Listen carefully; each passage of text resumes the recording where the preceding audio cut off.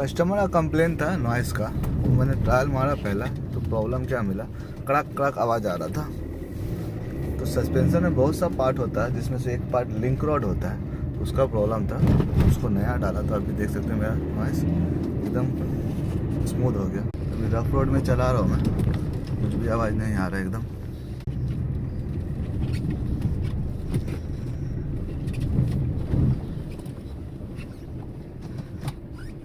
तो ये पार्ट है वो, ये है ना पूरा लूज हो गया, इसके वजह से इसमें आवाज़ आ रहा है। तो इस जगह पे ये लगता है। तो सस्पेंशन में और भी बहुत सा रहता है, लोअर बॉल जॉइंट रहता है, सॉकअप रहता है, तो कुछ भी आवाज़ हो सकता है, अपने को चेक करना रहता है। ज़्यादातर रफ रोड में ऐसा आवाज़ आ रहा है तो लिंक रोड का रहता है, अगर घटक घटक आ रहा है तो सॉकअप का प्रॉब्लम रहता है। तो अभी गाड़ी डिलीवर कर देंगे, अभी आवाज़ गया मेरा।